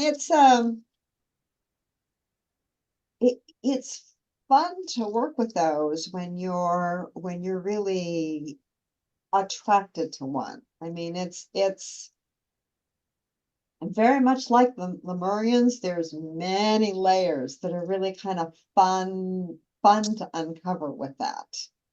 Yeah. Yeah. What about EMF stuff now? Are there, we are being bombarded with all frequencies on all levels. So what's like EMF 101? What friend should I become friends with? What stone should I become? Okay. Ooh, that's pretty. I do see them in the pyramids all the time. Is that legit? The cutting of the pyramid, what does that do? So this is shungite, and Shungite, the yes. cutting of the pyramid just helps. We use these on top of your Wi-Fi in your Okay. house. Okay. And what it does is it just takes the EMFs and it just smooths them out. It organizes them. If Okay. you if you take an electrical, I forget what you call it, and my dad was electrical. Current. But if you're testing sockets in your house Right. and then take that and put this on here, you will find a non-erratic, like electromagnetic, you will find a harmonic electromagnetic field that balances this out. If you put this on top of your Wi-Fi, it will balance it out. If you, I have tiles. This happens to be a round one, Oh, cool. I've never seen a round one. but you know, if your phone is in your bedroom, then you need one of these. You need to lay this phone on it, lay your phone on it. When I don't set alarm very often, but when I do, my phone is set on top of one of these plates and it harmonizes that energy so it's not bouncing all over your Mm, room, all over your house, through your cellular structure, raising havoc. Um, I wear a bracelet mm. because our cell phone is right there. Um, Yeah. and it does. I mean, once you see it work, it kind of blows your mind. I mean, and there are all kinds of other EMF, cool things and medallions, and they have gold and tourmaline and quartz and this and that in it. But this baby all by itself works just like that. Um, and I love them. I mean, I think no home should be without. I think everybody should have a bracelet on.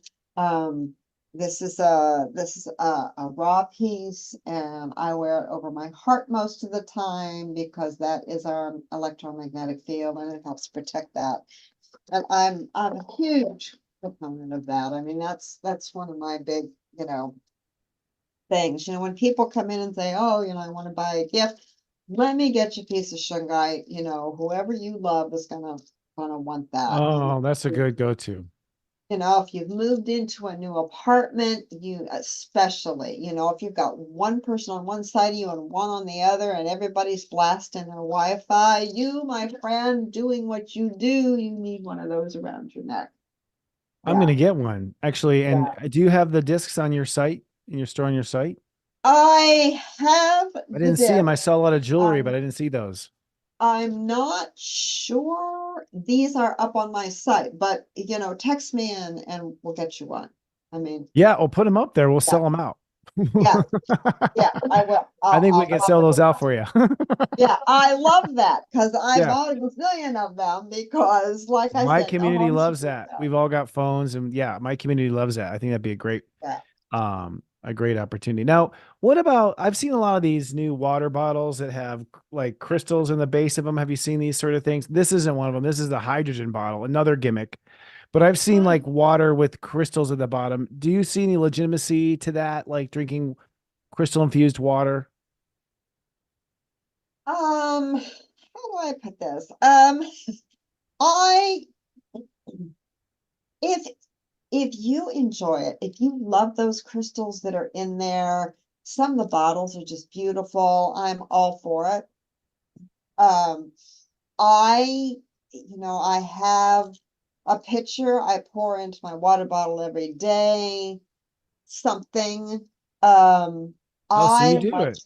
Yeah. so Okay. I like to change mine. I keep a crystal in my water bottle in my refrigerator in the kitchen.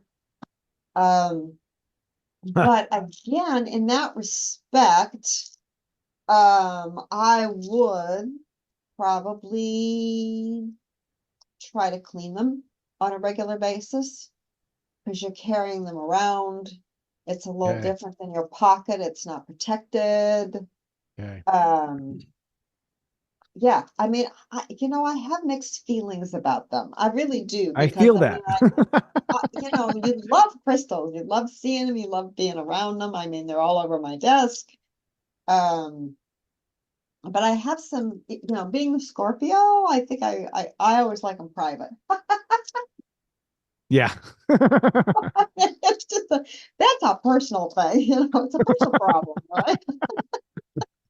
Fair, fair enough. Is there a stone per se that restructures water in a positive way? Water restructuring is another big water thing going on right now, and I'm wondering if there is a stone that sort of brings water, because they say there's dead water. I get the feeling like stones could make water alive. Oh, shungite again, huh? Shungite again. Okay. I I make a little bit of shungite water at every new moon. I spray my skin with it. I put it in the water. I actually have somewhere um some water filters that restructuring tubes. They're about that big. I keep one right beside my sink in my kitchen, and all of the water that I rinse the food off with, all of the water that we drink, even though it's filtered, runs through that restructure Hmm. device, and it is shungite. And Hmm. I don't know, I have 3 or 4 of them here. I kind of stopped selling them because they're not inexpensive. They're almost $500. Oh, wow. That's a lot. Yeah, That's heavy. That's expensive inventory. Yeah. yeah, Okay. Interesting. yeah. So Have you observed any stones that connect us easier to heaven or the angels, for instance, like stronger psychic awareness or empowerment of psychic awareness? well, there's a million things for awesome psychic awareness. Lapis, uh, I love lapis. Okay. lapis is always really great. I didn't pull any lapis out. I do have these beauties. This is Angel Aura, and I love this. Talk about expensive with inexpensive. This is Angel Aura crystals are these are speaking of Arkansas, these are Arkansas quartz, Mm. and they are um, adhered with a little bit of platinum. Huh. And these are magnificent to start working with if you want to talk to the angel realm. They are very happy to play with the angels. Oh, I love it. And what They they're called angel quartz, is that what you said? Angel Aura, Angel Angel Aura, aura. Angel aura yeah, quartz. Okay. Yeah. Angel Aura quartz. That's And I beautiful. You do can have see some through of that angel. those. Okay, good. Yeah, yeah. They are beautiful. We have pebbles too, but I just the natural stone with the platinum is very exciting. Very Yeah, with exciting. the platinum from Arkansas. Yeah. Got you. Um, Speaking of the Arkansonians, with the world of anxiety right now, what about grounding? Like, how do I ground my nervousness? That was what I probably, it's so funny. I went to the hospital to see someone, my mom, and like they make you empty out your pockets. And I was like, oh, Jesus, all these crystals and rocks and shit, all these rocks and stones and crystals in my pockets. The guard was just like raised eyebrow, like, I don't know what you're into, boy, but like, I was just like, but it was just to keep me grounded because I was going to the hospital, sick people, my mom, like, it's kind of funny. So I was sort of outed, came out of the closet there. My pants are all worn down from the rocks in my pockets. Be like, pull up your pants. I'm carrying rocks. Is there one that is great for grounding yourself? so I love this. I don't know if you can see there's little sparklies in it. I've got these in kind of all different sizes. I mean, I've got these from spheres to little worry stones, but this is lepidolite. And lepidolite has literally lithium in it. Oh, wow. Interesting. That's interesting. And I always have a supply of lepidolite around Most of it is from Brazil. There's some from China. There's some from the Middle East as well. But all of it has a little bit of lithium in it. And I would just like sell out in September because all of my teachers that did special ed kids or the kids themselves, the parents would come and say, my kid is too anxious going to school. We would always put Okay. a piece of lepidolite in their pocket.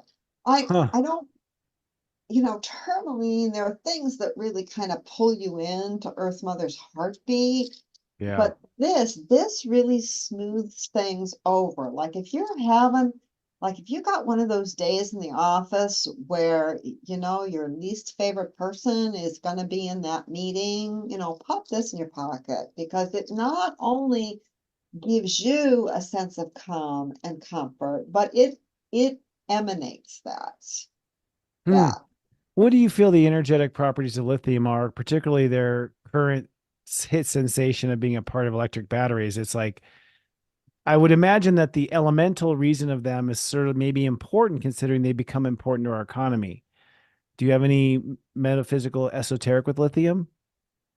Yeah, I was thinking about this the other day. It's interesting. I am curious to see what happens because now lithium is like a big commodity. I mean it's like right up there with gold and silver, and Yeah. it's a big deal. Yeah. And I'm really interested to see where this goes. I mean it's kind of like any other mineral. I mean when you start to separate them out, they have a little bit different property than when they're in their natural environment with the others Okay. supporting the cast, so to speak. Right. When they're purified or whatever, processed. Yeah. So what's going to happen with all these batteries and all this raw mineral? I'm really curious because, Yeah. yeah, we thought it was pretty plentiful, but just like oil and all those other resources, um, when you start pulling it out by itself, it's a whole, so I don't know. There are several stones with lithium in them. Mm. Um, like this is another one. This is kunzite, and this also has lithium in it. And Mm. I'm really curious to see in the next few years if we like lose these stones Mm. or if their price is going to go up, Yeah. or if they're just going to be like they have for many years, just a byproduct from other mining. I don't know. I'm Mm. Yeah, there's lots to talk about there. There is a lot in the world of stone. So my last question for you, shungite versus black tourmaline. A Virgo wants to know. Oh, Virgo wants to know. What is your thought? Like, what are the schools of thought on the two? They seem to have overlapping properties. They seem to, but I don't think they do. Oh, that's I mean, black and white to you. Okay. yeah, I don't think they do. Tourmaline to me is like a mother stone. It's Mm. very, it will pull you into that heartbeat. And I Hmm. love it for that reason. I mean, if you're having a rough or anxious day, I mean, black tourmaline gives you an illusion that you are protected. But in the truth, you are just harmonized with earth and your nature and your Oh. environment. And when Mm. you're harmonized, there is no fear, right? Right. That's really cool. So tourmaline, so that's very different than shungite. Shungite, they actually think that shungite is actually also a tektite of sorts, or a meteorite. They're not 100%. They still don't know. But it does a very different thing. It's not pulling or pushing. It's kind of just, it's just another frequency. Mm. It's like listening to, to 432 or 580 or 639. I mean, when you listen to that, your body adapts. Hmm. And with shungite, it's adapting the electromagnetic field. It's influencing the electromagnetic field. I'm gonna get like a shungite bathtub. I'm gonna do the whole house. I'm doing it. Black tourmaline sounds good though, also. I mean, that sounds like something you'd want to sleep around. It's a beautiful stone. I love black tourmaline. If you're having a tough day, wear it. I mean, if you're definitely sleep with it. It's going to give you that peace of mind, that calm, that comfort. I will often rid the house or room with black tourmaline. Mm, Because gosh, especially those holidays, when the family is a little, yeah. and we've all decided to come together, whether that was a good idea or not, you know, a little black tourmaline sprinkled in the living room with everybody coming in is very harmonious. I'd recommend it for boardrooms, when those intense meetings come up and everybody needs to have their own territory, their own opinion. It brings you into that safety zone so that you can all express what you need to express, like you said, like you were talking earlier, from your heart, because you're harmonized with the heartbeat. Oh, you know what? We're having an event here in about another week. I think we should put black tourmaline on every table. There you go. Well, that's a great Absolutely. idea. I would love that. Maybe we can do a little thing where we show off where they came from. I'll talk to you after. I'll do one final. I lied. I have one more question. That is the rose quartz. That seems to be probably the most. That's like Mercury retrograde to astrology. If someone knows one thing about crystals, they know about rose quartz and the heart chakra. It seems like it's the one thing. Is that your go-to? I think we're about to do the summer of love. So I think humans are going to be hooking up this summer, by the way. So that'd be interesting to a Scorpio businesswoman. A lot of business coming in, people, relationships. So, Nice. what do you recommend as a stone to open the heart and prepare us for true love? Well, that's an interesting question. I just worked with some chrysocolla this week. And if you go on my Instagram, there's a little chat about that's going up. Actually, I think that is going out tomorrow. This actually is chrysocolla. It heals heartbreak so that we Wow. can be open, so that we can really understand and recognize the love around us. It's Hmm. lovely. Pink rose quartz is fabulous as a personal stone, but it's not, how do I put this? It's more about loving ourselves. Oh, it's a self-love crystal. Well, that's really good to know, Yeah, actually. so I mean, we think it's about relationships. So here's a little tip. Here's a little tip for those lovers out there, is that, and I love to give this for wedding gifts, but you always put a little amethyst with it. Mm, Okay? Because if you augment the self-love and you don't have the intellect to understand the boundaries and the difference, mm. then I mean, this is great in the bathtub, right? Yeah. Fabulous in the bathtub. So, but when you put that rose quartz in the love corner with a piece of amethyst so that we can be clear-minded and clear-hearted from our own understanding. Then you have a really nice combination. But Mm, for opening the heart, healing the heart, Chrysocolla. I love it. Speaking from the heart, yeah. I mean, it opens up your throat chakra so you can speak from the heart. And Yeah. that was one more time, Chrysocolla. Christicola. Okay. Chrysocolla. Yes. Christicola, yay. Yeah. Excellent. Yeah. This is all you are brilliant at what you do. I just admire your work. It's so great. I'm so glad you're online. When I first met you, you were just in person. Now you have online. So I'm really proud of you because I'm gonna blow you up. I hope I'm gonna give you a backache from all the rocks you're packaging.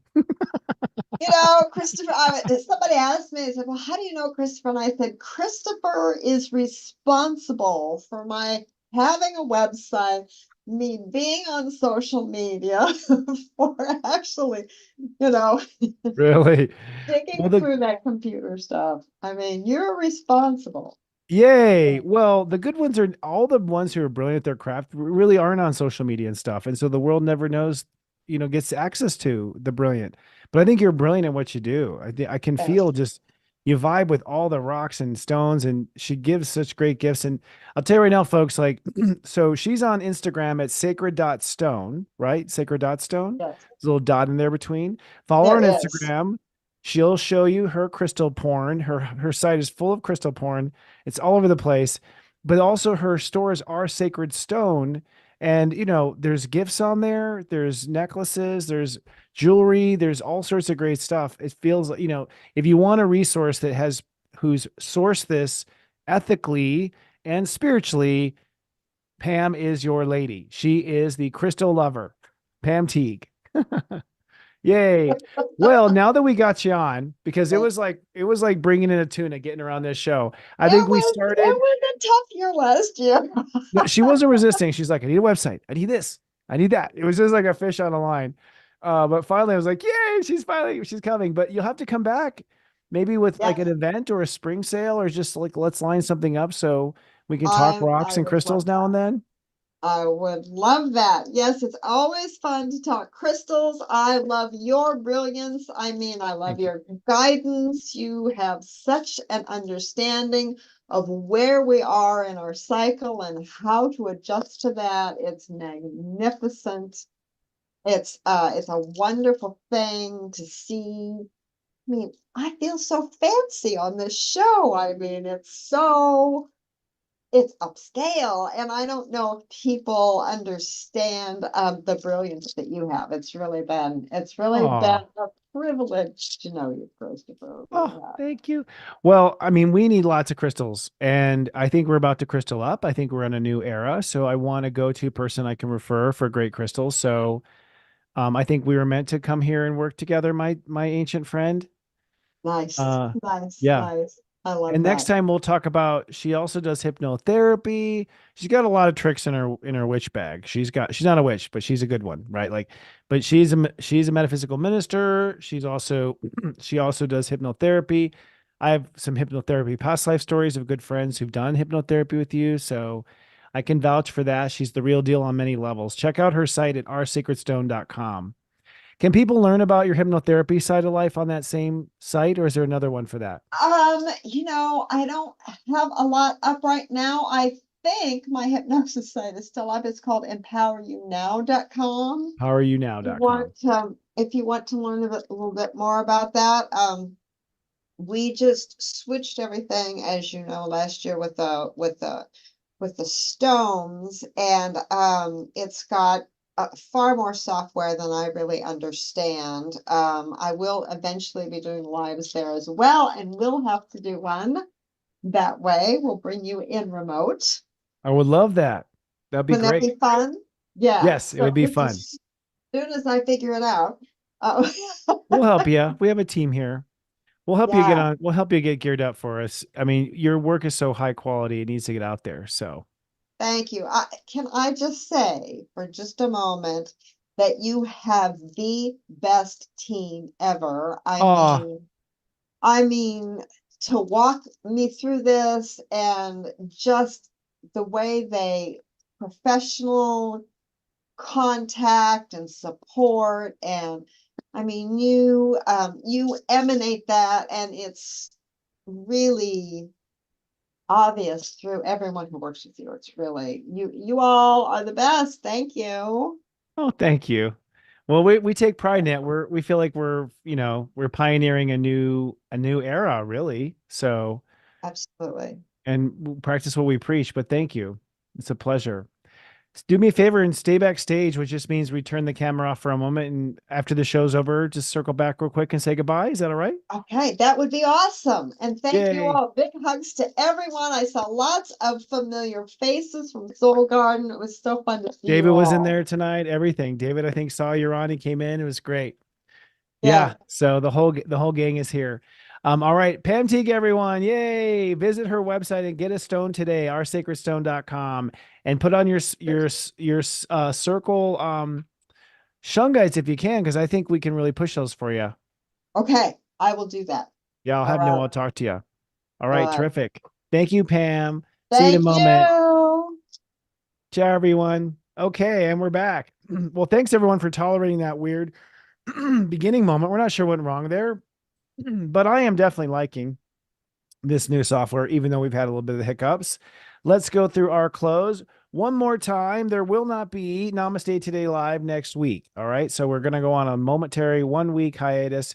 I do recommend you come on down and visit and watch with us Unite the Light. And that's my first thing I want to talk about. Unite the Light next week, Saturday and Sunday. You can get tickets. Now, if you're a Serious Joy subscriber, you can save $33 by just being a subscriber. If you're not a subscriber, you can sign up for $4. Oh, where'd I go? There I am. There I am. So come on down, Unite the Light. This is going to be great. I don't feel there's anything that's ever been done like this. It's my mission on earth. This is my mission that I said to universe, what I would do is that I would create the space for us to come together. Y'all have to do your part, but my part is to hold the party. So if you want to come on and be a part of this, you want to be a forefather or foremother of the new era, come on down to unitethelight.love. Not only will you have streaming access to both days and access to the recorded for eternity, but you'll be invited to a private social network for light workers, which is part of the Unite the Light Foundation. So it's a big deal. We're coming together and we're staying together. We got a lot of work to do. We got a lot of things to clean up. You could say that we are the Shungite of our generation, right? And also, LOL, Leading Out Loud, my new monthly posse. We are live every Monday night. If you haven't checked us out, we're at 9 p.m. Eastern, 6 p.m. Pacific. Tarot Master Chris Rack, Psychic Medium Scott Cruz, Angel Reader Devin Dewar, and myself, Psychic Astrologer, live here on Serious Joy TV. Join us in the super chat on all audiences. We're next Monday at 9 p.m. Eastern, 6 p.m. Pacific. I'll be broadcasting from the Human Garage event live, so it's going to be kind of interesting to see all that. We will all be there also at Unite the Light. We'll be doing selfies and hanging out. So come on down and watch the show. It's getting better every week. We're using your suggestions and incorporating into the show. The May Manifestation and Abundance webinar is now available for purchase and immediate viewing. This is a abundance webinar that I created that ultimately will walk you through this entire week of May. It's at senseiChristopher.com. Just click on the May Manifest. You can watch immediately, but I basically guide you in this webinar how to take full advantage of the energy, the posture to take, and then also I talk about the summer of love and how this is going to move into the summer of love. That's at senseiChristopher.com if you want. It's called magic/abundance /magic-abundance. And of course, Serious Joy, your spiritual sensei service at seriousjoy.com. We provide for $3.99 walking through those shadows with you side by side, day after day, based on your own personal astrology. And we have extra content as well. Last week, we did Keeping It Surreal with Kristen Ryder. Kristen and our and two guests talked about how to clear negative energy. I wonder if they talked about Shungite. This week, we're doing Self-Study Hall with Robbie Hunt. She'll be doing a self-study hall lesson. This is a astrological class. We have one class a week with one class a month with Robbie. This month, she's teaching about the 29th degree of Neptune, and we're looking for subscribers who have a planet, an ascendant, a Neptune, a Saturn, a Sun at 29 Pisces. 29 Pisces is a mystical, very spiritual and magical step number and degree, and we'll be teaching you about what that means. By the way, Neptune will be at 29 degree Pisces all the way until September. So the entire summer is mystical and magical. This is by Robbie Hunt, our metaphysical astrologer and minister at Sirius Joy. She'll be live on Wednesday at 1 p.m. Eastern, 10 a.m. Pacific. We'll see you there with Robbie. Sharing is caring. Please share us with your friends and family. That's the best thing you can do for us is share the horoscope that comes out on Tuesday with a friend. Share Namaste today. Share Astro Mingle. Share LOL, Leading Out Loud. I think it's time for us to share. It's time to spread the light. And, the worst thing a person can do is go, that wasn't really my interest or that what I'm into. But doing that is the best way to organically grow. And we want to stay on the air. It's been 18 years and counting now. We also have a Facebook group. It's called SeriousJoy.club, where we rub elbows with our fellow Lightwork community. That is a free club. You are allowed to advertise your spiritual business or practice there. It's also where I post all my personal things. So all my personal photos that I will be on this Austin trip will go up in the club. I only share in the club what's going on in my personal life because I feel like if you want me to get personal, you've got to get personal. Join my club. Okay. So that's at SeriousJoy.club. If you want to follow us on social media, we are at SeriousJoy.social. You'll find our full link tree there where you can follow us everywhere and also see certain interviews I've done in the past. And if you'd rather listen instead of watch, we have Namaste Today podcast on Spotify, Stitcher, and Apple Podcasts. I want to do a special thanks to my producer, Noel Way, also our director, Sarah Lyman, our casting director, Mara Moon, and to my teaching staff, Daiki Okamoto, Robbie Hunt, Kristen Ryder, Devin Dorr, Joe Zammit, Gwen English, Heather Exposito. This is our gang, and Joe Zammit. We come here every week at SeriousJoy.com. We appreciate you. Special thanks to our super friends, Sydney, I'll see you soon, Princess Coffee Bean, Jill Louise, Margot Malia, Lori Ship, Nikki Anderson, Libran Lauren, Experimental Elemental, Erica with a K, Michelle Camper, and Michelle Bell, Cat Ryder, my soul brother, Daryl Blankenship. I saw you in the chat tonight, dude. Neptune Girl, Jamar, Christine Kelly, Sydney, and always Iggy and Nitu, who I met both at David Palmer's event. All right, friends, that is all we have for this magical time in Taurus. Once again, I will not be here next Friday. We'll run a promo for UniteTheLight.love and the streaming. I do hope to see you in that streamcast because I do believe that anyone that's a part of that is a part of our future together. Until 2 weeks from now, please remember, I love you. Live, love, be.